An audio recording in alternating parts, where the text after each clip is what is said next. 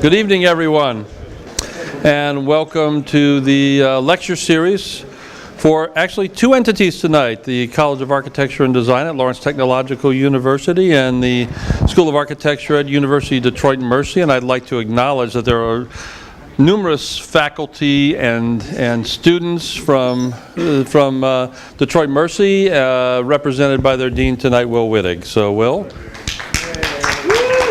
Any UDM students, hold up your hands. Don't ask that. Don't ask, don't tell, don't pursue. Okay. Okay. Now, just to let you know here, we have some lectures still coming up this semester. Everyone take out their calendars and put these in it. Lois Weinthal will be here on March 21st. Then we're really excited that the current AIA president, Mickey Jacobs, will be, it's also a co-sponsored lecture between UDM and us. He will be speaking at UDM on April 3rd. And then he will be holding a workshop during the day here on April 4th. More information will be forthcoming for you, but he's the current AIA president and also a graduate of University of Detroit Mercy, may I add. Then on April 18th, we will have Tom Main here. And also that is the night of our AIAS auction that will be taking place in the gallery. So everyone plan to attend one or both of those activities. A couple of other announcements for those of you that are AIA members or licensed architects. AIA continuing education credits are available for you, and there's a sign-up list on the podium just outside of the door. And with that, all those preambles stated, I would like to call on our host for the night, Professor Edward Orlowski, to introduce our speaker. Tonight's speaker, Teddy Cruz, was born in Guatemala City. He obtained a master's degree in design studies at Harvard University in 1997 and established his research-based architecture practice at Studio Teddy Cruz in San Diego, California in 2000. He's been recognized internationally for his urban research of the Tijuana-San Diego border. In 1991, he received the prestigious Rome Prize in Architecture, and in 2005, he was the first recipient of the James Sterling Memorial Lecture on the City Prize. His work has been profiled in important publications, including the New York Times, Domus, and Harvard Design Magazine. In 2008, he represented the United States in the Venice Architectural Biennale, and in 2010, his work was included in Small Scale Big Change, an exhibition at MoMA. In 2011, Mr. Cruz was a recipient of the Ford Foundation Visionaries Award, the Global Award for Sustainable Architecture by the French National Museum of Architecture, and was named one of the 50 most influential designers in America by Fast Company magazine. You had a big year that year. He is currently a professor in public culture and urbanism in the Visual Arts Department at the University of California, San Diego, where he co-founded the Center for Urban Ecologies. One of the industry's most respected voices on public engagement strategies, Teddy Cruz is a tireless advocate, designer, and urban theorist. His work urges us all to think beyond traditional borders and to reconsider current politics of surveillance, immigration and labor, density and sprawl, and the expanding gap between wealth and poverty. Please join me in welcoming tonight's speaker, Teddy Cruz. Thank you so much for that introduction. And thank you for inviting me to come back to Detroit. I haven't been here in a long, long time, and unfortunately it's a rushed visit. But I'm glad to come here and share primarily with the students, obviously, and with the rest of the faculty, some of the thinking and obviously the images that I bring here to share with you. Primarily in maybe a kind of summary of the last years, I decided to really include maybe some of the most important points, or most important tenets, or maybe mini manifestos, if I can call it, of the many issues that really emerged in the last years that really prompted me to transform my architecture practice, or at least to challenge the very procedures that we as architects obviously are trained to engage, but located in this fantastic and convoluted and contested border that I occupy through my work and living there. It's been a very interesting process. So I want to primarily share, again, a variety of issues that hopefully should be provocative enough to engage a conversation. Maybe after the lecture, I don't know if there might be time. But I wanted to begin, and is the microphone okay? Can you hear me well? I wanted to begin probably with the obvious, and because many times I reflect on this, that the obvious has been staring us on the face, and we seem unable to engage it. We seem unable at times to head-on really engage the very critical issues that are redefining, in many ways, many institutions. And by that I mean that it has been obvious that in the last years of the celebrated, I guess, metropolitan explosion of the last years of economic boom, also engendered, also produced in tandem a dramatic project of marginalization. I think it's already obvious that for every enclave of mega wealth across the world, also we begin to witness the exacerbation of the production of slums everywhere.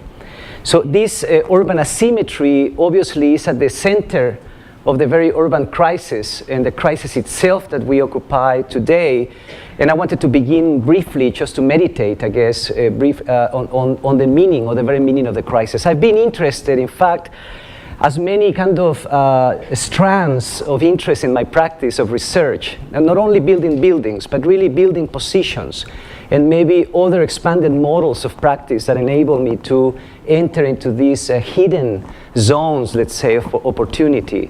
One of them is a visualization of the crisis itself, the visualization of the political processes embedded in those conditions. So what prompted the crisis today invited me at some point to visualize the research project, I guess, of two French economists, Ziketti and Saez, who produced an amazingly compelling project that investigated inequality in the United States.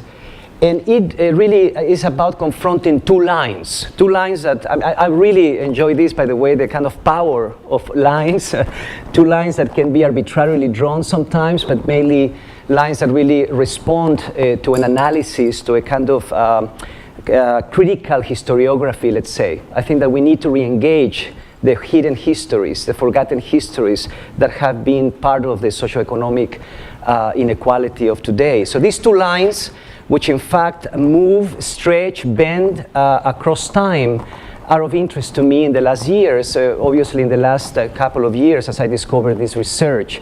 Moving across time, we can see two peaks, one obviously in 1926, another one in 2006. It's obvious by now that every politician might begin a speech today suggesting that today's economic downturn is very similar to the Great Depression. And as an immigrant in this country, I wanted to find out what that meant. Visually, this is very powerful. We see the peaks on those two moments and a valley in between these two lines. Obviously, this refers to the fact that at those two moments in recent history, we find the largest income inequality in this country, and I would argue in the world for that matter.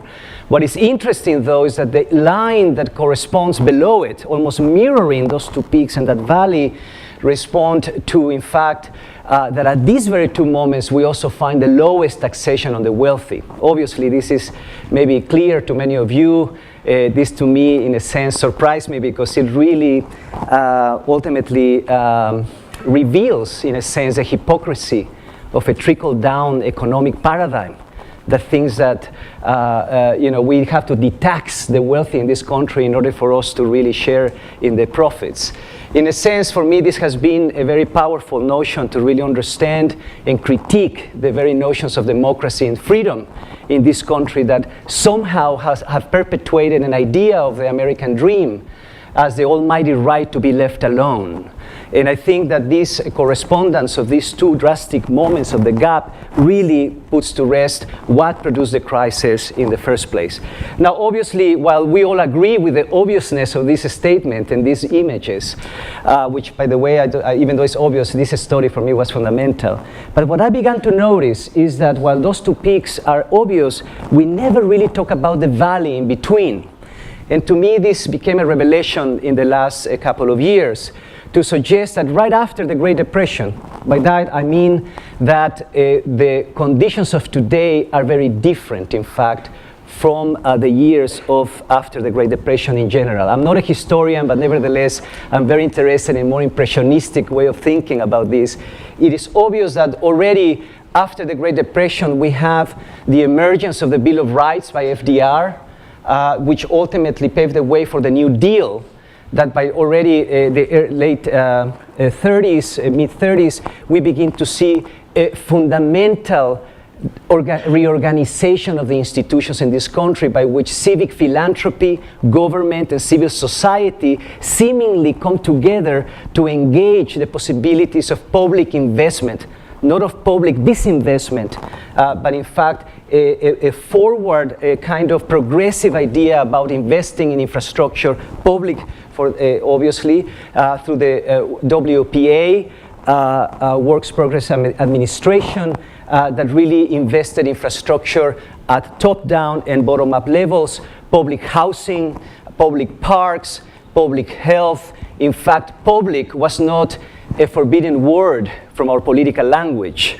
And that to me was essential to understand. You can see how the taxation and the kind of, you can argue, even though, and I don't want to get into this and I have to keep my time because I have many stories to tell you, but I know that some of you there in the audience from more accurate reflections on history might argue that also in this period is when we see the emergence of the type of oil-hungry urbanization that really paved the way to the crisis today. But nevertheless, even though we all know that the top-down public project that informed this possibility was faulty in many ways, nevertheless, there was a comprehensive investment in a sort of engaging of a collective imagination. For me, that's a point of departure because obviously the crisis today has been amplified by a huge division, a gap between urban policy and the public's imagination or a civic imagination. This is what I've been reflecting recently and suggesting that while we are all cognizant of the implications of global warming, we cannot only reduce the crisis to be seemingly only an environmental crisis or an economic crisis alone. I would like to present it primarily as a cultural crisis, a crisis, in fact, of the institutions themselves, unable to rethink their own protocols, from schools of architecture to governance and to communities. And in that sense, I think we are unable to rethink the way, and I could say the stupid ways by which we've been growing in the last decades. Obviously, has really hit us on the face. How would you call it? I don't want to say a bad word here, but it's obvious that by now we recognize that these stupid ways of growing have become unsustainable. What I've been reflecting also is that not only this is obvious, but at the same time I'm worried that while this is the problem, the real problem, in fact, is the way by which we think. By this sort of production of icons of stupidity, we think that we are solving the problem. The problem is the way we think we are solving the problem. In a sense, I am critical of the kind of, I don't have to call soft alterations of the system, but I'm interested in suggesting that no advances in sustainability and its cliches could be achieved today without challenging the very politics and economics of growth. The very politics and economics that have enabled and endorsed, ultimately, that urbanization in steroids. What role do architects have, obviously, in challenging that? I argue, and maybe I'm fast-forwarding the tape because all of a sudden comes to me, that besides designing buildings, obviously our task, disciplinarily, we also need to design political and economic process today. And that's really the opportunity of architects, since we are so masochistic.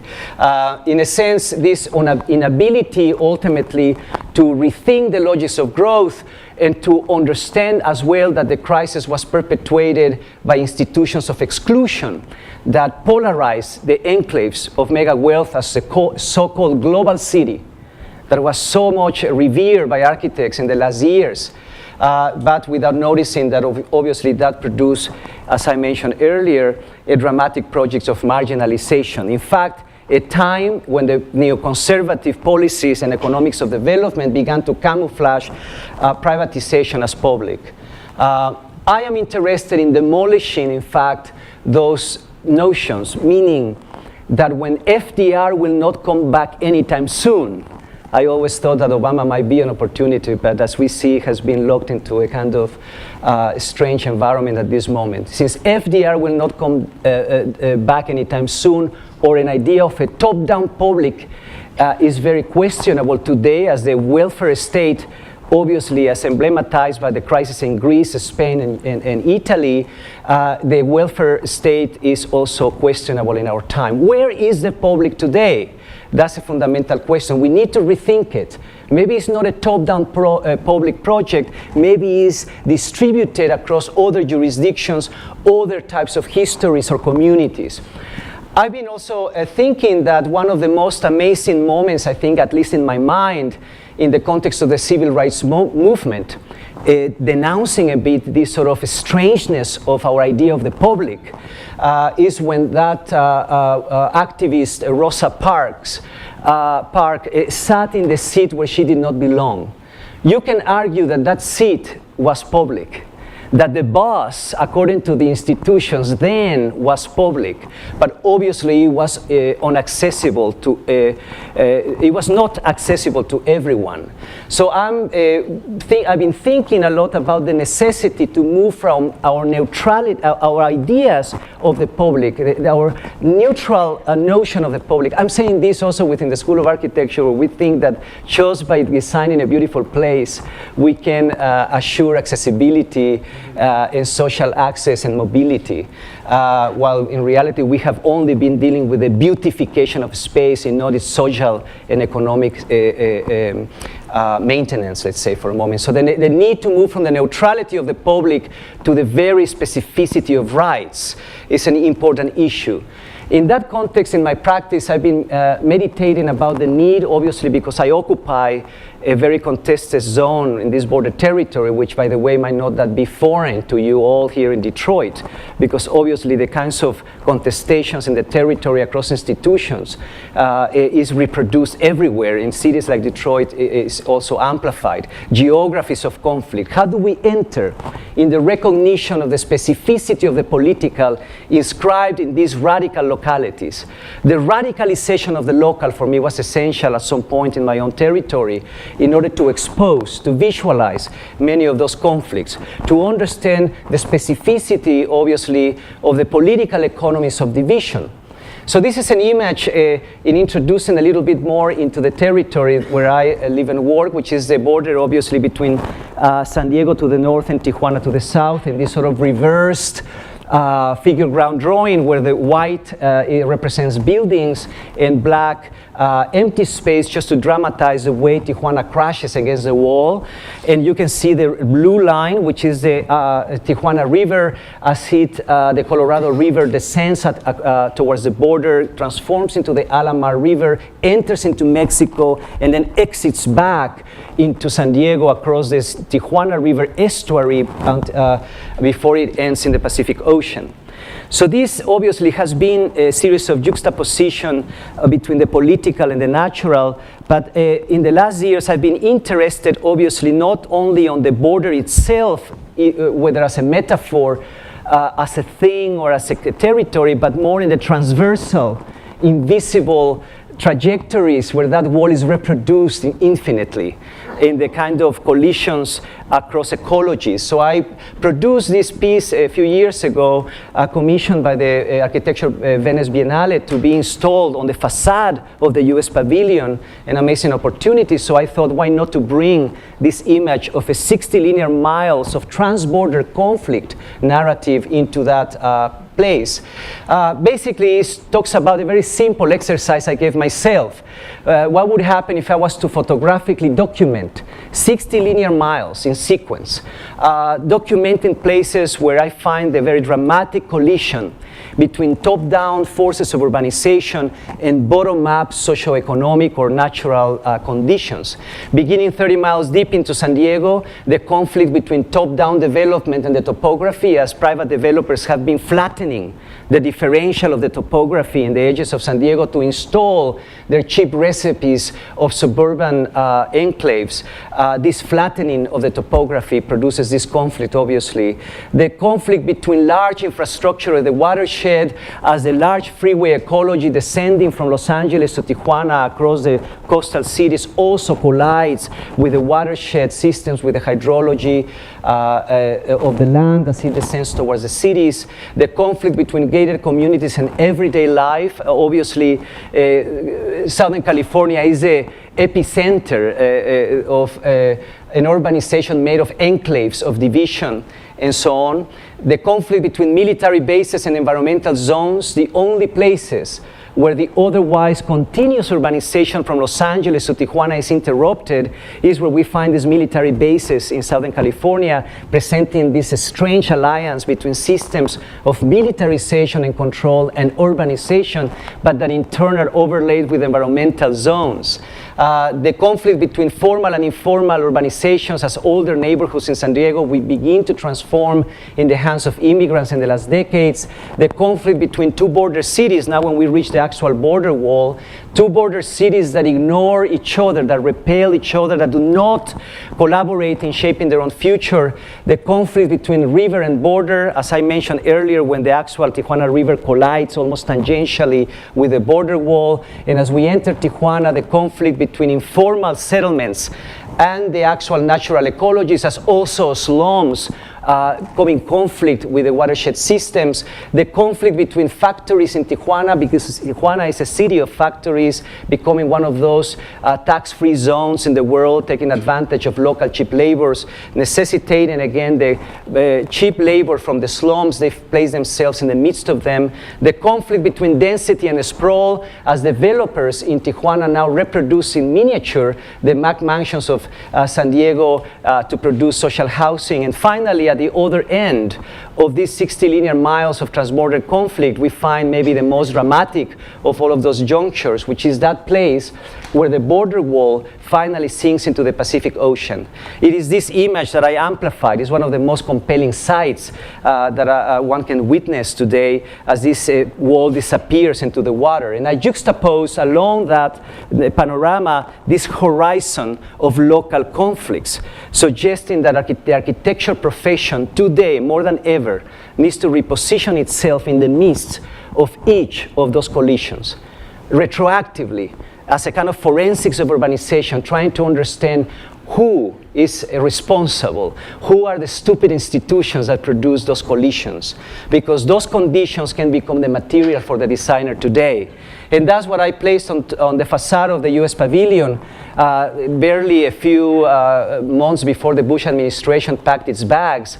It was an amazing, in fact, opportunity to hang the border wall, one of the most contested borders on the US Pavilion, as a threshold to enter the exhibition that really displayed practices of architecture that dealt with these issues. Obviously, while this is a virtual wall that enables a narrative to really be mobilized, I'm interested in the physicality of that wall, because when global conflict hits the ground, it obviously produces these artifacts that transform San Diego into the world's largest gated community. And obviously, the wall becomes emblematic of an urban planning that has continued to depend on the fragmentation of the territory, the division of the territory into enclaves of separation, dividing communities and jurisdictions.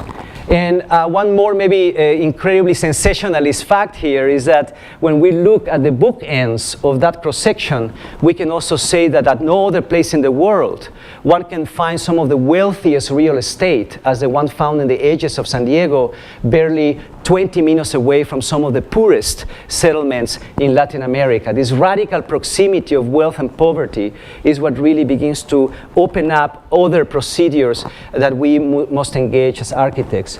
Obviously, then, I am interested in the practices of encroachment, the very invisible flows from south to north, from north to south, across this formidable barrier that really begin to be inspirations to rethink one's own practice.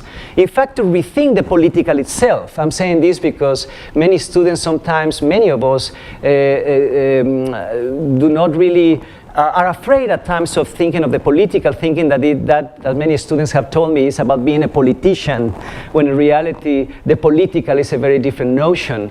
To rethink the political for me here suggests that I begin to interpret the political as that moment of collision between the top-down and the bottom-up. It is that moment that yields the very notion of the political and begins to open up the potential of other ways of constructing city, obviously other ways of constructing citizenship. Maybe here is not that relevant, or maybe yes, in today's kind of sadness when we have seemingly transformed from citizens to customers everywhere. But when I live next to Phoenix, Arizona, it has become the epicenter of xenophobic anti-immigration policies. I need to uphold or kind of present an idea of citizenship that really is about a creative act. It's not really only having the documents that make you belong to the nation state. Citizenship in its very core is a creative act that reorganizes institutional protocols, obviously the spaces themselves of the city, a political will to really transform the environment. So I've been trying to gather stories, narrativizations. As an artist, I'm interested in the telling of stories through documentaries of these moments or these acts of alteration, of adaptation and retrofit by immigrants, but also teenagers in San Diego, California, in Southern California. This story is called The Chronology of an Invasion, and it speaks really of a map of empty spaces. When we erase the actual built environment and we only leave the archipelago of vacant zones or lots or sites, we get a very compelling image of division. Obviously, for many of us artists and beyond, the empty space, the vacant sites have become only instrument to imagine metaphorically a kind of poetics of intervention. But I've been interested in amplifying it as a political also, obviously, project, because what has produced that archipelago of emptiness are really, again, strange types of policies that divide the territory. So there are certain typologies that I'm interested in San Diego, such as the junctures between freeways and neighborhoods. This is, let's say, one of those islands, which is actually near the neighborhood where I live, where I began to discover a kind of, how would I call it, a story of in the hands of a group of teenagers that I began to interview months after they produced what I'm going to tell you. Basically, one night, they decided, they organized themselves and decided, because they did not have a skateboard park in San Diego that could accommodate their activity, they decided to go to Home Depot and buy shovels so that they en masse invaded this leftover space. And this is the more accurate dimension of that no man's land. When I went to the municipality to request the actual jurisdictional location of this empty site beneath the freeway that the teenagers appropriated. 2 weeks later, the police stopped them and basically they evicted them from the site. The teenagers got pretty pissed, and then they decided to kind of fight back in a way and to organize themselves even deeper. And this is the moment when I began to talk to them, and they told me something that none of my students of architecture or art have told me really, is that the first thing that they did was not only organizing themselves very cleverly, but they began to question, they began to ask basically the political jurisdiction of that particular juncture. Who owns whose territory is this? They said to me that they had been lucky because they had not begun to dig under Caltrans territory. Caltrans is the state agency that owns the freeway. And as you know, in California, the freeway, probably in Detroit as well, here's where it was born, is incredibly monumental and untouchable. They were lucky because they had begun to dig in an arm of the freeway that belonged to the local municipality. Therefore, there was an opening for negotiation. They were lucky, they also said, because they had begun to dig in a kind of Bermuda Triangle of jurisdiction between Port Authority and Airport Authority, 2 city districts, and a review board corridor. Obviously, all these red lines pertain to the institutional jurisdictional forces that define that empty space, and they were now seeking to engage the political actors behind each of those institutions. So as skaters, they organize themselves with that information. That knowledge, obviously, is the research that we almost engage in order to really be more intelligent about how to encroach into these policies. And they engage city officials, the city attorney, and the city council that finally took responsibility for this. They were advised that if they wanted to negotiate further, they had to become an NGO. And as they didn't know what an NGO was, they had to really ask some skateboarders from Seattle about their own process that had gone in similar types of procedures. I'm mentioning this because the exchange of knowledge across activist practices, I think, is an important part of this story. They then organized themselves as an NGO. They had to get a lawyer, construction, insurance, budgets, organize themselves in investigating further the different departments of the city that were responsible in fragmenting budgets, every permit recognizable in the code that had to do with temporary encroachment.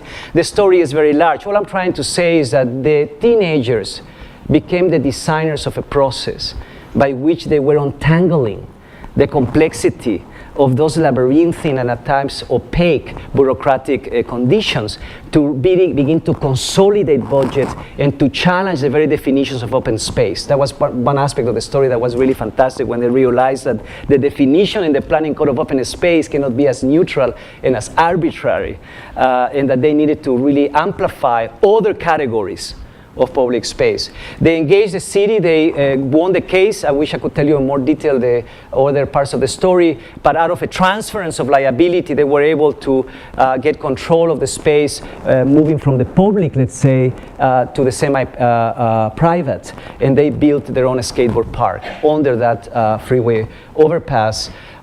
For me, again, this is a compelling story, as naive and simplistic that it might be to some of you, but I mean, for me, it's an illustrative case of how an act of transgression, an informal act of encroachment, can begin to trickle up to transform top-down policy and to reorganize institutional protocols. It also suggests, obviously, that conflict must be a creative tool, as this visualization of hidden processes really began to suggest, and that what forms our conditions or notions of community must also be more directed and more specific. What is community at the end of the day, since we just tend to throw it around so easily, including myself? Communities of practice are summoned by urgencies and by engaging these conflicts as well. The compelling questions of the teenagers, whose territory is this and who owns the resources, must be the first questions all of us engaging projects in urbanization must ask. Because without understanding those conditions, our projects tend to really ultimately be a mere camouflage with hyper-aesthetics of the very problems we're trying to ultimately reorganize and transgress. So the story of the teenagers presents to me, at least in my practice at some points, also the possibility of simultaneously not only designing spaces, but really designing the protocols themselves, the simultaneity and interpenetration of space and protocols that can assure, again, the maintenance and the sustainability socioeconomically of the spaces we are designing. Obviously, these tactics of adaptation and retrofit belong to a kind of long research that I've been developing at the San Diego-Tijuana border that maybe some of you might be familiar with. I've been really visually and in many other ways documenting the flow of people going north and the flow of waste going south in the last years, the transborder informal urbanizations that really are invisible to the institutions of planning at the border, the flow of waste going from north to south in the shape of urban debris, such as these post-war bungalows. Small houses from the 50s that began to be demolished at some point because developers began to build an inflated version of themselves in terms of these mansions everywhere. And these small bungalows are given away to Mexican developers who either get them for free, they transport them into Tijuana. These are houses waiting to cross the border. So not only people cross the border, but entire pieces of one city move to the next. When these houses enter into Tijuana, they are placed on top of these steel frames, leaving the first floor again to become the second, to be infilled with other narratives, other uses, other houses, businesses, and so on. This is a strange kind of, I call it club sandwich of urbanization. The fearless approximation of opposites begin to suggest something a lot more complex in terms of alternative categories of land use. Houses, but also rubber tires that now are imported into Tijuana. But while many of you might have seen these tires used in particular ways, look at what people have now figured out in conditions of socioeconomic emergency. They have figured out how to move from the unit to the system, which might be the most paradigmatic concept of contemporary experimental urban theory, in a sense, where one tire begins to thread with the rest to produce a more efficient, more functional, more operative retaining wall. Or the garage doors from Riverside and from San Diego, from Southern California, that are imported into Tijuana en masse to build social emergency housing in many of these slums. Garage doors from the older subdivisions of San Diego now being retrofitted and reassembled into the new skins of these houses in many of the slums in Tijuana. Obviously, as architects, we tend to romanticize the informal. I'm not going to negate that there is something powerful in looking at these images of bricolage. But I want to suggest that it is not the image of the informal or the aestheticization of the informal what is at stake today. I think the informal must be forwarded as a praxis, as a set of procedures, social, political, economic in nature. After all, I would say that in many ways of redefining our political language, I already suggested one about the political. One that could redefine the informal is that the informal really is a set of procedures that transgress and challenge imposed political and economic recipes. And that engages into a set of actions, performative conditions and processes that we sometimes do not comprehend as architects. I've been interested in the translation and the interpretation of those procedures into new models of urbanization, in a sense, but always entering into conflicts. What really is the conflict that I began to choose in Tijuana that would enable me to understand this further? And it was really the conflict between factories, labor, and housing. As I began to realize that many of the maquiladoras or factories that come from Japan, Asia, from Korea and so on into Tijuana to take advantage of these zones of exception, let's say, in terms of economy, they place themselves in the middle of the slums so that they can borrow labor easily without giving anything in return. And I began to realize that instead of really rushing to the slum, as any architect would do today, just to build housing for the poor, which is part of the paradigm I wanted to challenge. I'm critical of institutions of charity that only think that by building houses we are solving the problem. Yes, we must build houses, but in tandem, I think we should also be building communities. So I began to realize that I wanted to take a detour from going just for the problem solving and really begin to see other sides of intervention. Can the factory be a site of intervention where maybe we could begin to, again, take these detours and begin to suggest the alteration or the, how would I call it, the engagement more than anything of the political economy of waste. This is what is at stake in Tijuana. Not only the bricolage, which is fundamental, because that's part of the sustainability of those communities, but that there is a political economy of the discarded that is really an interesting kind of context. So obviously we enter into the factory, produce a model by which the sweat equity of people building their own housing in these canyons that in a way become factories of housing, as they are also the labor of these maquiladoras. Can there be a process by which the maquiladoras, when they borrow labor, they can give something in return in the shape of their own material assembly lines or systems, and how we can then pair that with government subsidies, engaging community activists in the very the economy of sweat equity. This is a gross generalization. All I'm trying to suggest is that the project that became important for us was that architects in this context not only could be the designers of systems, physical systems, but the designers of new modes of collaboration across these polarizing entities.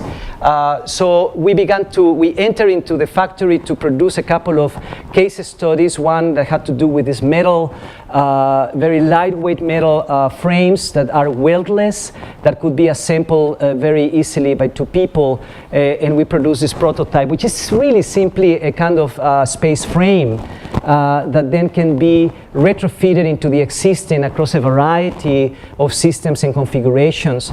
This sort of urbanization, ultimately, of adaptation. The most important one probably became the one that used the very literal material of this factory. It's a Spanish maquiladora that produces these lightweight metal pallet rack systems that are exported all over the world. So we thought of it as a possible hinge that could structure in more sustaining ways the bricolage that ultimately is very precarious, as in the first kind of rainy season a lot of damage is caused. So the idea of these hinges that could mediate across a variety, again, of recycling materials, just like those tire walls. Can we do the same in stitching the garage doors, the houses, the other materials into more coherent organizations? Obviously, because these slums are not going to disappear anytime soon, we decided let's in fact think of temporary transitional micro-infrastructures that can support the evolution from the temporal to the permanent. And that began to suggest a very interesting project of rethinking, obviously, the very scale of infrastructure in the context of the informal. Taking into account one of the most compelling notions of infrastructure forwarded already years ago by Stan Allen, that infrastructures are truly mediating systems that negotiate the relationship of the formal and the informal, of the top-down and the bottom-up, and engage the temporal dynamics, suggesting a very interesting transparency between the spatial and the social. In other words, infrastructures are anticipatory of transformation. In this context, I'm interested in that notion conceptually, because what people do in these environments is what these theories are trying to talk about, is that how do we, again, negotiate time, boundaries, space, and resources. It's a huge, complex set of procedures that are at play here. So while waste flows southbound, I'm interested in the opposite flow primarily in my practice, which is the flow of people moving north to search for dollars. I'm talking about the impact, and I should say the positive impact of immigrants in the transformation of the American neighborhood. And that to me has been an essential point of research as I began to also collect stories, but also collaborate with marginal neighborhoods and their nonprofit representation in the neighborhoods flanking the border in Tijuana and San Diego. The non-conforming Buddha has been one of those emblematic stories among many, which is really a story of a cross-border land use map. Imagine the most trafficked border in the world, not one single shared land use policy exists between these two cities, so I had to splice it in very simple terms. I'm saying this, and I know that I have to continue rushing through the material because I'm sharing all these pieces of the process, but I've been also critical of how in schools of architecture in the last years as the power of the diagram begins to really be an instrumental tool, nevertheless. Finally, we are trying to confront and face and understand the complexity of the thickness, again, of that force field, which is the city. But in the way by which we represent those conditions, we tend to produce very inaccessible images that are so dense that are very seldom useful for politicians or activists. These are images for other architects, but not to engage in the kind of amplification of the complex in very simple terms. So this image is one of those experiments. It's a very lyrical, simple image that splices the large chunks of color to the north, obviously the land use of separation between huge bedroom communities, slivers of retail in the shape of malls and so on in San Diego, and to the south, the high pixelation of density in Tijuana, again, a kind of more three-dimensional land use. This confetti, as I call it, of illegal alternative uses has begun to infiltrate itself into the largeness of Southern California. And when that confetti hits the ground, it begins to transform. In many of those marginal neighborhoods, the older subdivisions, the kind of older kind of Southern California levee towns, begin to transform the homogeneity of those parcels that only allow one home per 5,000 square feet into temporal alterations, again, the kinds of socioeconomic contingencies, the informal urbanizations of retrofit that transform into a garage, into a small economy, or an illegal granny flat is built behind an official house. I'm talking about this, obviously, these informal densities and economies transforming these neighborhoods and these parcels.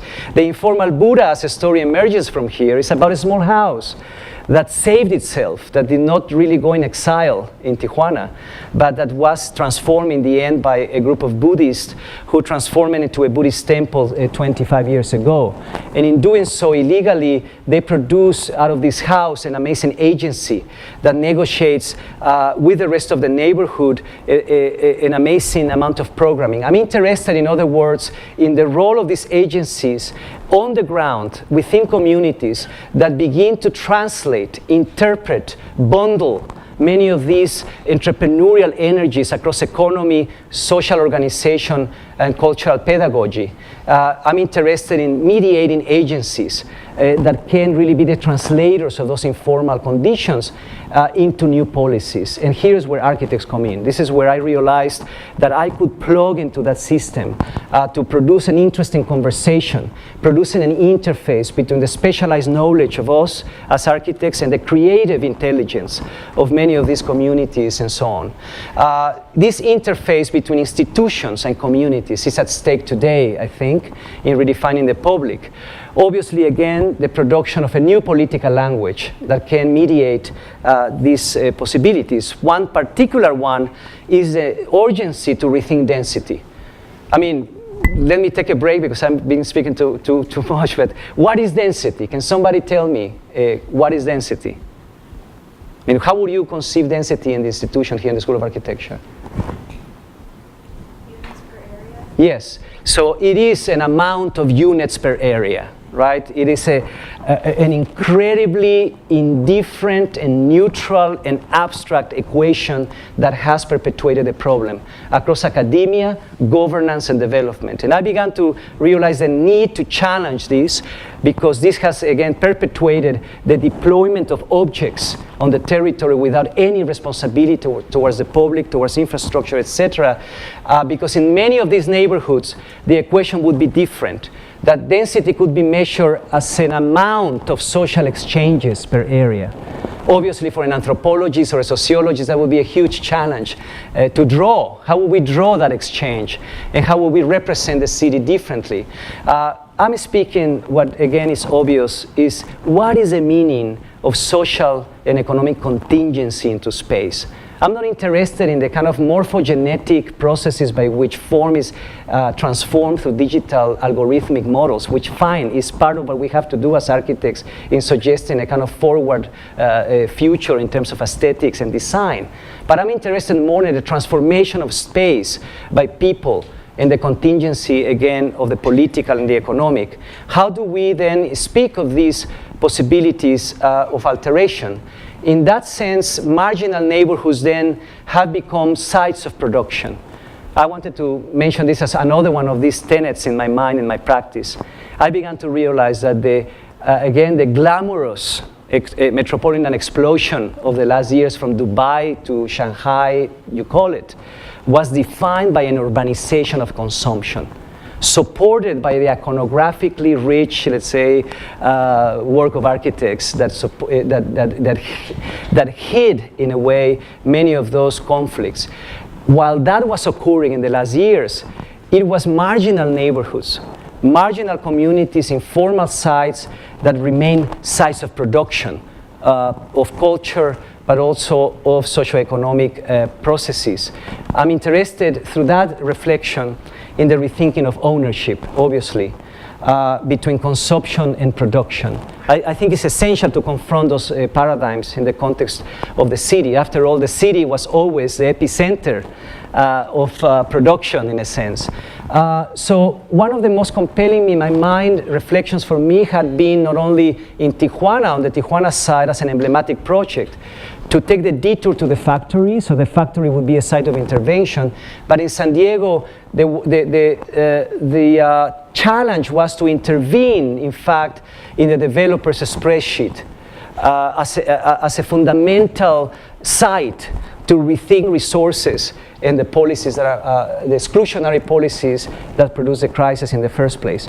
Could we inject into the developer's spreadsheet the informal economies I'm talking about, the kind of hidden value of sweat equity, of collaboration? Can we in fact inject into this spreadsheet other modes of political representation, as these non-profit organizations are inventive in their cross-subsidy to hide and camouflage the invisible to really amplify their entrepreneurial logics? Can that be a device? I'm saying, obviously, something that for you might be clear is that we have been so self-referential as architects, thinking that through form and aesthetics we're going to engage these issues. I'm interested in that, obviously, as an architect, but I'm also interested in stealing, and I say that in Spanish, stealing the knowledge of the developer. Because there is an incredible creative process by which developers have been able to manipulate time and resources without investing that much, and by really amplifying margins of profit and so on. How do we understand these protocols so that the two ladies who rent a 3-bedroom apartment and transform it illegally into a nursery, and that can be represented by a non-profit organization in this neighborhood into their social service agenda, that can again rechannel funding streams to support those activities and so on? Many stories in these neighborhoods, the food producers who use their houses to engage their small businesses, the 2 script writers who in fact dreamed in having a black box theater, etc. I'm talking about, can we as architects become the representatives of those conditions by enabling the knowledge that is out there and very seldom capitalized in funding and supporting many of these transversal socioeconomic activity. And obviously the nonprofits that bundle these conditions begin to suggest that in fact the economic pro forma itself, if we were to really understand it as a site of intervention, could become a way of constructing community. This is one of the, recently, one of the most, in my mind, provocative for myself mini manifestos. Can the economic spreadsheet of the developer become an instrument to construct community as it engages and includes the social economy of housing, and obviously transforms the neighborhood into a political unit? This is one piece of the design process in the last years that has been essential and often misunderstood about my practice, because we have not been engaging in building that much. The projects that we began to fight for 10 years ago finally are coming to fruition as we have redefined the zoning in this neighborhood and as we have produced a very different pro forma. This idea really became obvious by not only the rethinking of ownership, but the rethinking of zoning.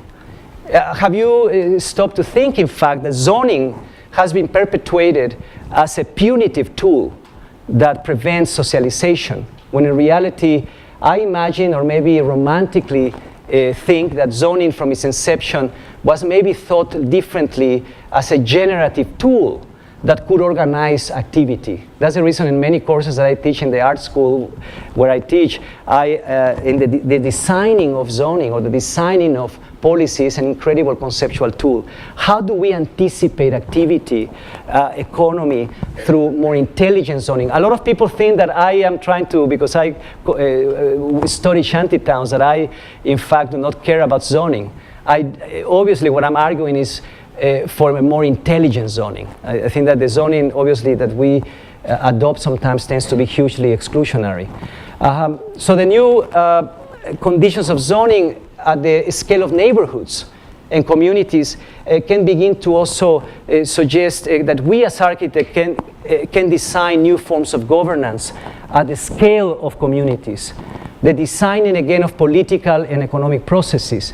And this is the micro-policy that I mentioned we designed a few years ago with Casa Familiar, which is this non-profit community-based agency in San Isidro, where we proposed that, in fact, this mediating agency as a Buddhist temple could begin to negotiate the transformation of zoning for its own environment by documenting and mapping physically the encroachment. In other words, the alterations of many of those parcels. We proposed to the municipality of San Diego that the nonprofit would become a think tank that would again document all the illegal additions and businesses in that neighborhood. The relationship to architects and the schools of architecture is important here because we are talking about new systems of communication. What is density? Was an incredible moment in a workshop that we organized. I am rushing through this. This is probably one of the areas that I would like to really expand a little more, that in order to make these projects happen, we had to design the workshops themselves in this community that up to now had been co-opted by very strange traditions of participatory, how would I call it, advocacy planning. We're only looking at the caricatures of culture as a way of defining the identity of neighborhoods, that a Hispanic, Mexican-American culture had to dress its buildings with Aztec temples and murals, and we were not paying attention at all to the informal economies and densities that were already happening. The negotiation of people with boundaries and resources could be a more important instrument in rethinking urbanization. So that really we had to design games, we had to design communicational systems to co-produce many of these notions, which I, again, wish I could tell you a little more, but it's important just to suggest the process to you. Obviously, the engagement of the municipality was important in really pushing this agenda.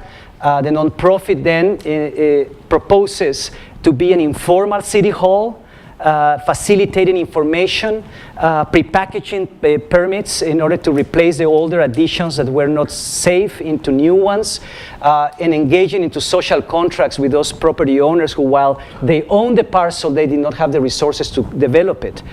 So the idea of co-development between the nonprofit and the owners, so to prevent gentrification, a kind of social contractual agreement that engages them as co-producers and co-managers of these resources was an important aspect. And obviously, the last part of it was the prepackaging not only of permits, but of tax credit-based subsidy systems.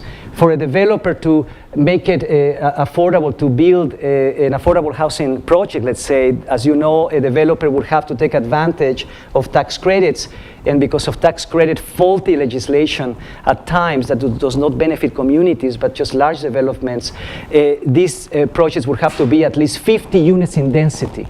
So the idea here was to present a model by which the 50 units of a tax credit-based subsidy of a developer could be shattered into 50 small pieces, as long as the nonprofit could manage it and could represent it.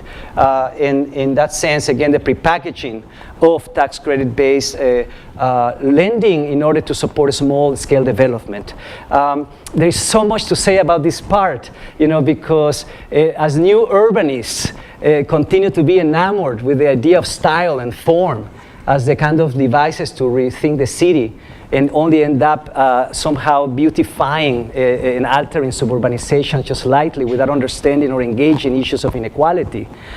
They never stop to think that the older neighborhoods that we adore so much because they are made of, how would you call it, English Tudor or picket fences or whatever, that those neighborhoods, what makes them beautiful is that they were made of duplexes and fourplexes in many of those environments in the city. That there was at some point in the history of this country an alliance of zoning and lending that benefited the small guy or the small community to produce a sustainable condition by renting a unit and in terms of an owner-occupied loan.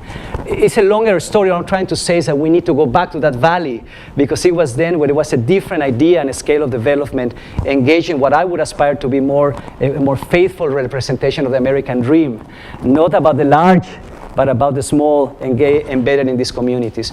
Again, probably I'm already boring you too much with these yellow slides, but I'm trying to suggest that paired to all this need to rethink the language, the political language, we need new sources of political representation and public participation to co-manage the processes, again, obviously of development. Rethinking the community's role in co-producing housing. This micro policy begins to now descend into the specificity of the parcel in terms of an architectural prototype. Even though I've been engaged in other sites and other projects, this one has become paradigmatic in the last years. The transformation of small parcels in this neighborhood of San Isidro, next to the checkpoint, into micro socio-economic systems, just like the Buddhist temple site, right? That from a house it became a more complex socio-economic and cultural system.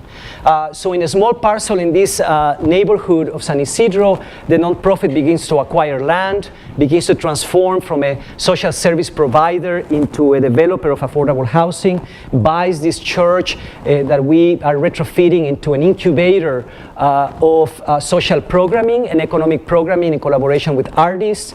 I believe very much in this idea of incubating the neighborhood, incubating others as a point of departure. In a sliver of property next to it, the construction of these small open-air social rooms, which we call living rooms at the border, equipped with electricity and collective kitchens that organize somehow the entrepreneurial energies of informal markets in alleys, and providing, again, the support systems such as these kitchens that become the seed for the stitching through these social rooms of housing prototypes, which is the one flanking the parcel, a small and long housing prototype that serves single mothers with children. And one idea here was that the residents of this housing would become co-managers of the programming and co-producers of the programming that is injected into those social rooms across time with the nonprofit organization and with artists. So the second typology was a duplex that in the pro forma itself was to be conceived as a way of exchanging rent for social service, as a couple of social practice artists would occupy the space in order to assure the collaborations. I'm talking about getting very specific about the calibration of programming and relationships across these resources and people. And to the other end of the parcel, large units with kitchens, large kitchens, shared kitchens for large families who live with grandmothers that can also partner with the nonprofit to enable the use of those kitchens for small businesses. And finally, the last sliver, which is built by the community itself, because these are accessory buildings that, if depending on the size, they don't need a permit, and they can really be incentivized by enabling local labor, let's say. So what I'm trying to suggest is that in this pixelation of a small parcel with different housing economies, different types of social demographics in terms of activity, we begin to produce a little bit of a salsa to engage a kind of productivity and in terms of social and economic complexity. Obviously, another aspect here is that housing in many of these marginal neighborhoods cannot exist on its own as just units. This has been part of the problem, that we think that housing, in order to solve it, we just pack them into buildings flanking double-loaded corridors, when in reality, housing in this case is embedded instead in a small infrastructure of social service, pedagogical and cultural and social programming. The idea, again, almost like Tijuana, that social infrastructure can occur at the scale of parcels. So when this small-scale development, organized by these slivers of circulation, connecting alleys to streets, but also the careful calibration of programming in the interstitial spaces, almost as if the buildings talk to each other, and collaborated in terms of programming. This has been an essential principle in my mind as I've been witnessing how these nonprofit organizations work, is that these projects need to be curated in a sense. The curatorial agency that is necessary to anticipate, nurture, and maintain in terms of a long term the sustainability of those socioeconomic relations. This is an important aspect, obviously, in the interrelation of people, spaces, programs, and resources. This is what I would call the possibility of democratizing urban development. Other points of access, because after all, what has really been at stake in the last years is a dramatic homogenization of the city with the same pro forma, from New York to San Diego. So other forms of economy, other forms of zoning. If I can, obviously, if I can give you the last couple of stories, and you can maybe help, like stretch or something, because I don't want to, I am taking advantage of you. I decided to give you the kind of long version. But I want to make a case here that while the interest has been on the specific and the small, and from there, out of that specificity, begin to zoom out, right? Begin to understand more clearly the issues at broad and global scales. So can we, for a moment, imagine that from the specificity of the conditions embedded in these neighborhoods, we can begin to reimagine the region. Every single image I showed you in the last almost hour came from these two neighborhoods. And you can see faintly the border between them. To the north, San Isidro. To the south, an 85,000 people slum that crashes against the wall. Part of, again, the message or the possibility in the last years has been, can we imagine an urbanization made of neighborhoods? Or an urbanization really driven by an imagination, let's say, that is inspired and motivated and provoked by the specificity of those conflicts. Here's where I began to realize conceptually that I needed to really engage the world, obviously, that the whole excuse to enter the specificity of this place was to comment on other global dynamics. I discovered that the San Diego-Tijuana border checkpoint is in the same global corridor between the 28th and 33 degrees north parallel, connecting itself with some of the most intensive checkpoints in the world, including the Strait of Gibraltar, the main funnel of migration from North Africa into Europe, the Israeli-Palestinian border. I actually added even China, which in fact, as a whole kind of system, I began to realize had depended in the last years on urbanities of labor and surveillance as well.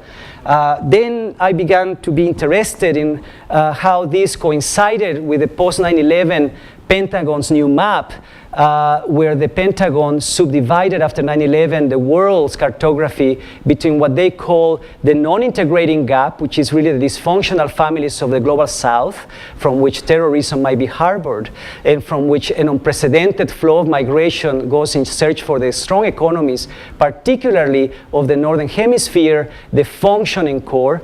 But I began to realize as well that the centers of manufacturing in many American cities and Europe had displaced themselves, searching for the cheap labor markets of the global south or the non-integrating gap, in this transference of people going in one direction and goods and services going in the other. We begin to produce again the same resonance that I was finding at the local. The need to problematize our categories of the global and the local. And then obviously later, or recently I should say, as the Spring Revolution is somewhere here, I began also to juxtapose this with the climatic equator. which really revealed a very strange image. Just like Michael Sorkin once said, I hope they said that the green, as we are all fascinated with greenness today, that the green is our new red, he said.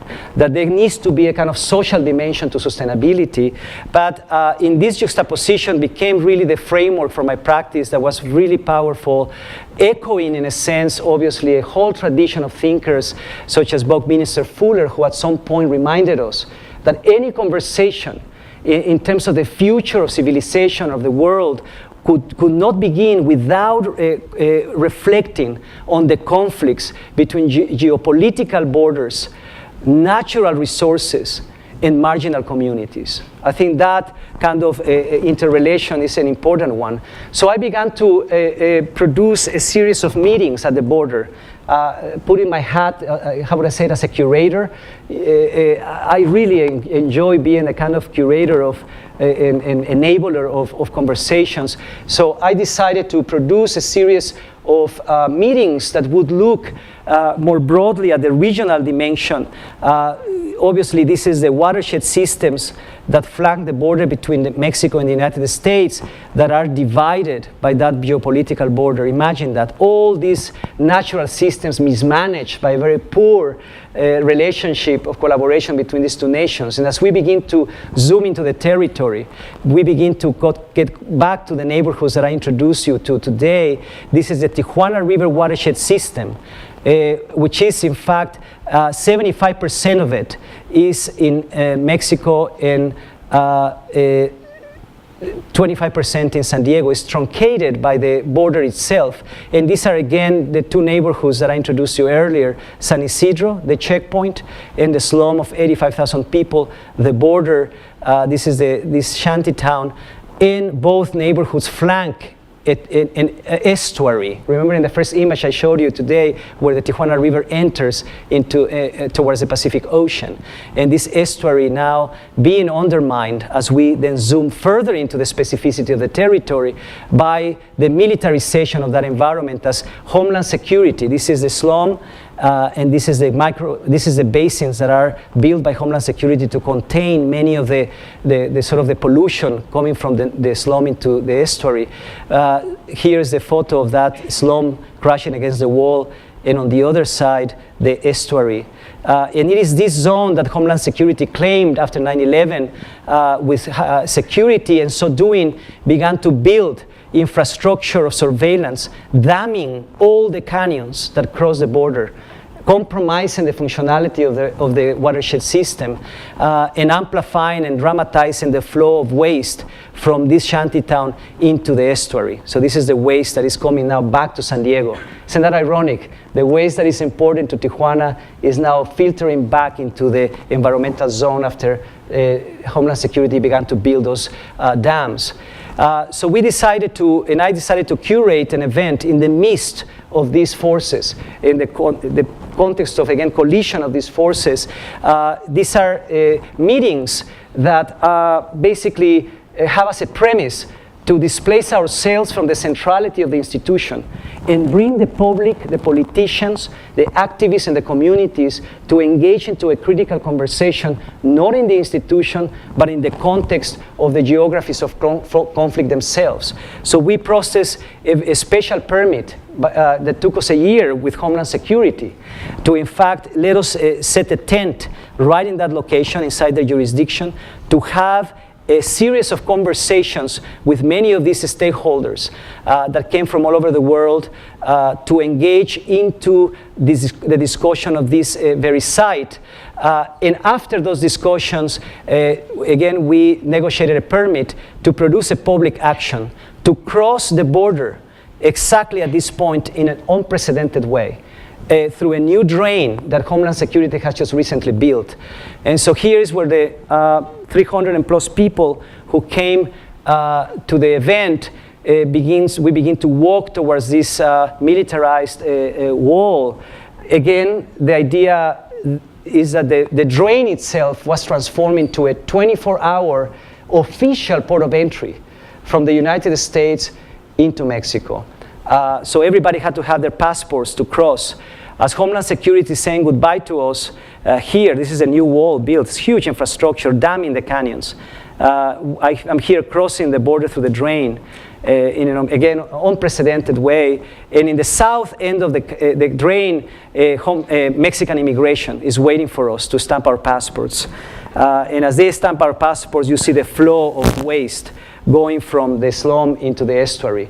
It was at that very moment, in that performative act of revealing physically, again, the kind of collisions of these ecologies, where again a new conversation can begin to take place. One of the most important figures that crossed the border with us there was the former mayor of Medellin, Sergio Fajardo, who ended up giving his presentation in the slum on the other side. So it is in this agonistic model, if I can say this, I would like to explain that at some point, of negotiation across the institutions of power again, to expose the matters of concern and to understand how we can negotiate a new type of conversation, to intervene into the debate itself, basically. This is something that has been essential to redefine our conditions of, again, sustainability and citizenship. Obviously, what I'm talking about is something that I learned so much from Chantal Mouffe, the political philosopher, who suggested that our notion of the public needed to begin to transform. That the public was not just a beautified, manicured space, that the public space, in fact, is a battleground where the power, the political and economic power of institutions is confronted, exposed, visualized, in order to engage into a new type of conversation, less polarizing, even though she suggests that the political depends on levels of antagonism. But she forwards a notion that has been emancipatory for me, is this notion of agonism, which really implies, again, a kind of way of negotiating and summoning the stakeholders, let's say, the kind of actors, institutional and otherwise, that have that have had a role in producing the crisis in the first place. I had a final story to tell you, but I think I already said enough, and I really thank you for your patience. Thank you very much.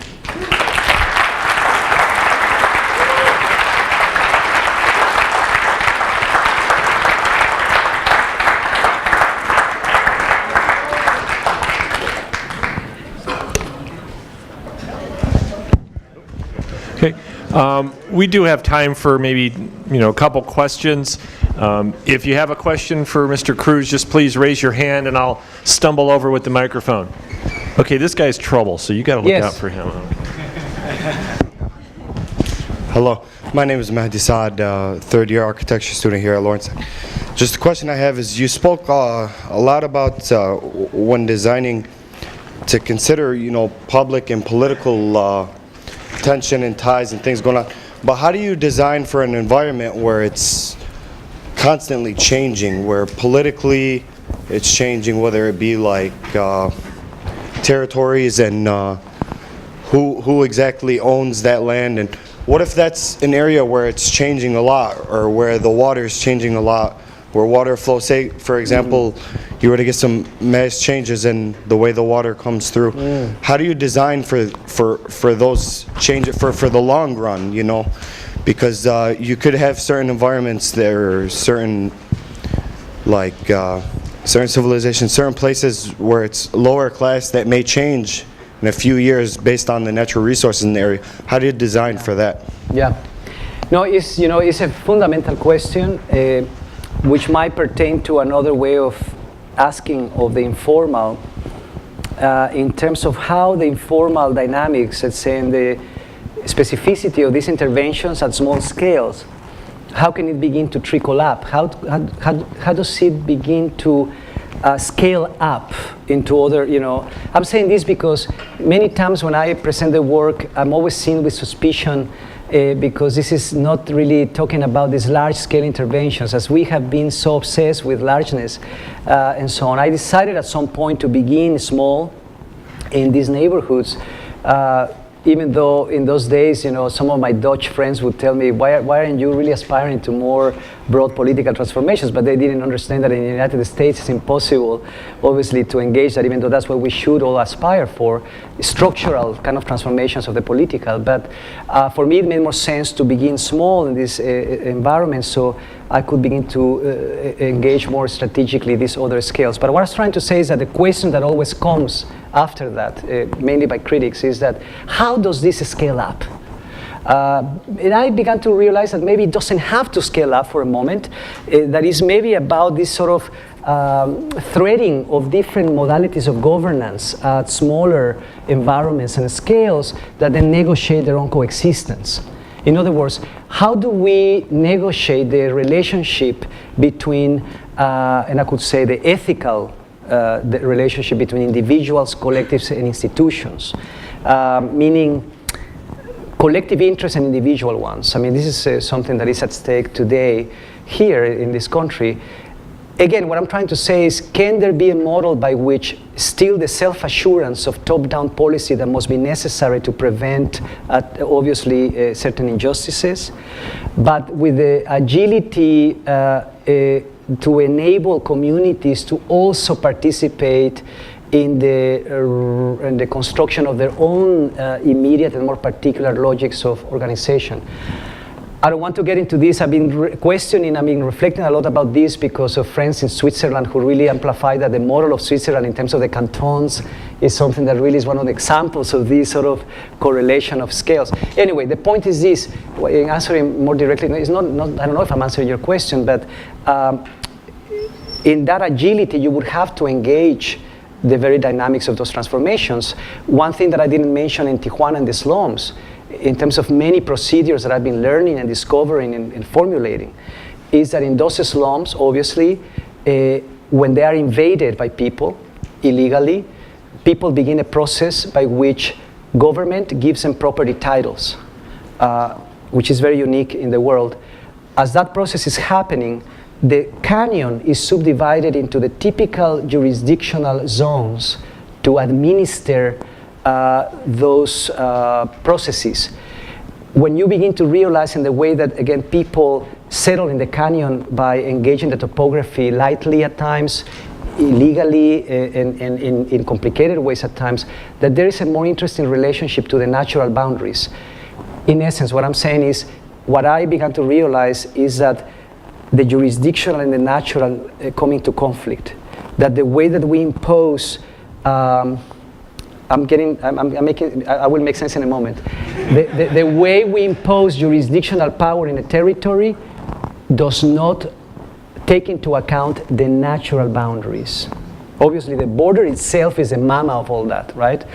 And so with the activists that I work in this canyon, we began to realize, can, in fact, not administrative, but the natural boundaries be a way of constructing a neighborhood?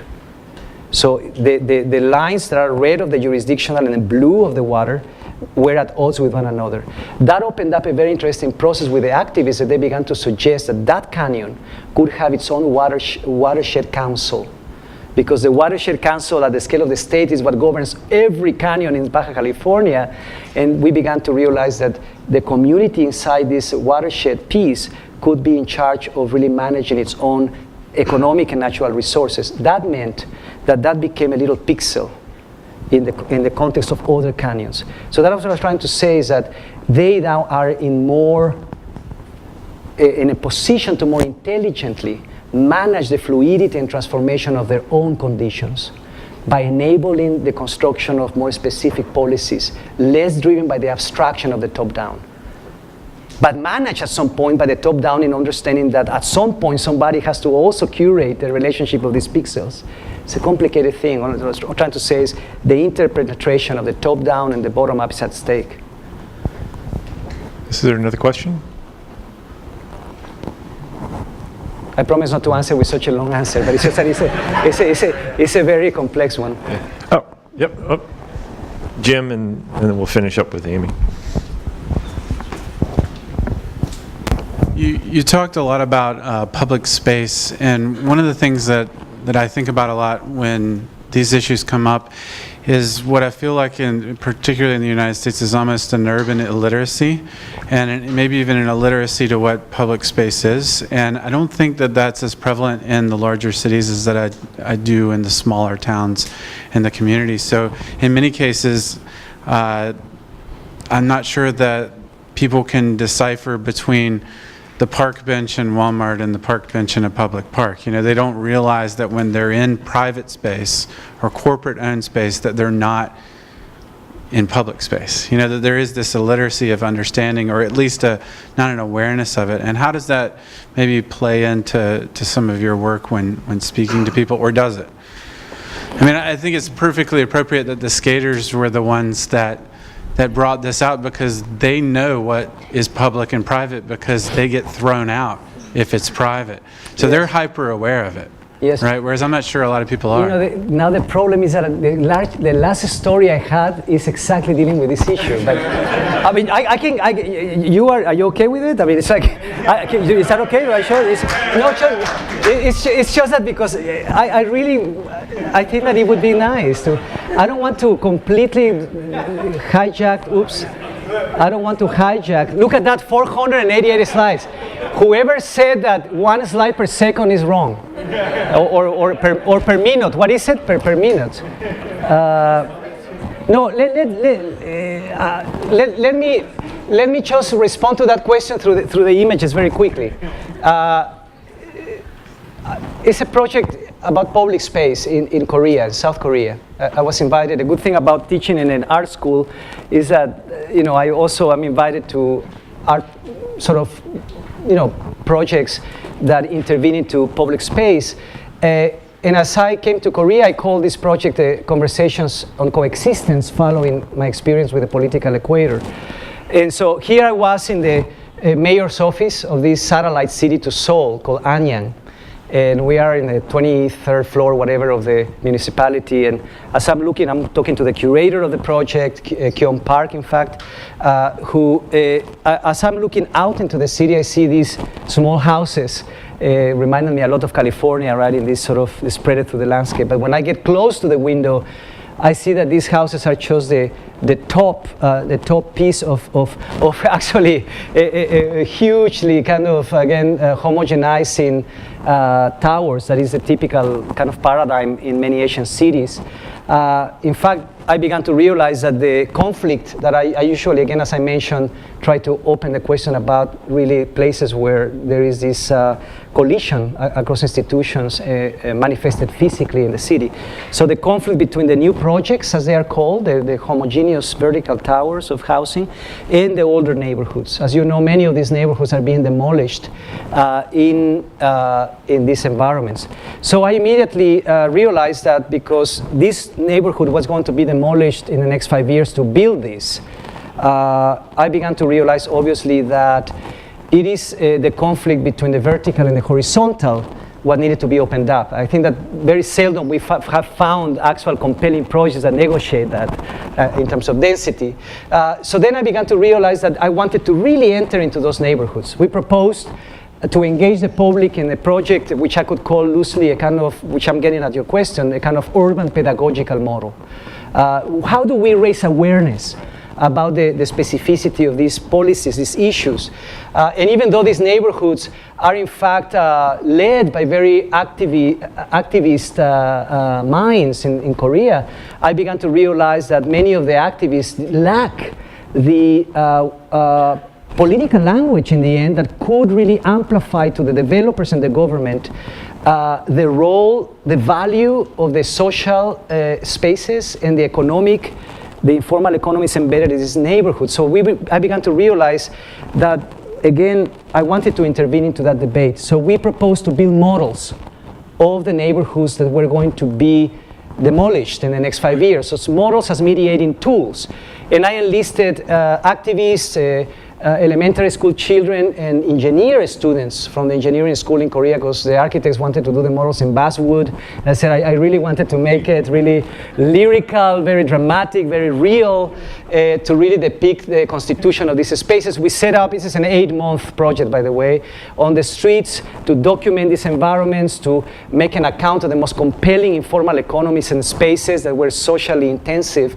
And as we were building the models, we were talking to a variety of stakeholders, primarily with the activists, who went to the municipality with their pancards to occupy and to really demand some kind of change, but without the political language to really propose out of the intelligence of their own performative neighborhood, other models of urbanization. So we began to, as we are circulating these models, we were also producing workshops that documented and at times lyrically visualize the kinds of processes ultimately that happen in the transformation and the kind of demolition of these environments into that. I mean, and that begins to open up in the community. I mean, we're talking about activists who are working on the ground, and sometimes because they are working in the trenches, they lack the critical consciousness of understanding that that process could be a viable device. This man who had in 4 rooftops a snail farm in the neighborhood, and who had also organized his block into a cooperative that was really essential to maintaining an economy. An amazing array of really amazing projects dealing with informal economies, urban agriculture, very, very interesting. So the documentation of all of that and forwarding this notion again that it is the operative dimension of participation, what really, in a sense, is at stake in amplifying other ideas of the public. We circulated the models, went to the designers of the new towers, the mayor's office and the developers, in the Catholic Church, which is in fact, I was thinking of Gilbert, you know, in fact is the epicenter of resistance towards this development, and where many of the activists meet. And so in this circulation of the models through the city, we began to think again of the necessary designing of protocols, of new protocols, as we intervene in the debate. The project yielded, as an art project, which was always problematic, a kind of Bill of Rights for the neighborhoods that really were so similar, in fact, to the FDR new Bill of Rights here. I mean, almost coincidentally, in terms of, again, the right of a community to develop at different speeds of growth and to manage its own modes of production, many other things, and so on. But again, to finish the issue of the question is, I realized that part of the problem in today's fragmentation of urban policy and public participation is a crisis of knowledge transfer. The transfer of the corridors of knowledge exchange between, again, the specialized knowledge of institutions and in a way the creative knowledge of communities. This is what happened in Latin America in the last decade. As you remember, in the 70s in Porto Alegre, where the participatory budgets, where a mayor from Porto Alegre decides to produce a policy that includes the communities in the redistribution of municipal budgets, and that trickles up into Curitiba, Brazil, where the idea of public space begins to be paired with a project of eco-literacy, making aware, reproducing awareness in many sectors of the population, which in fact culminates in Bogota a bit with Antanas Mockus, the mayor of Bogota, the famous mayor of Bogota, who propelled the transformation of the city by investing in civic education, civic culture, urban pedagogy as a foundation to rethink infrastructure. And now the project that I'm engaged in recently is in Medellin, Colombia, where that took even another turn in more complicated and beautiful ways, where public space, they conceived it as a space that educates.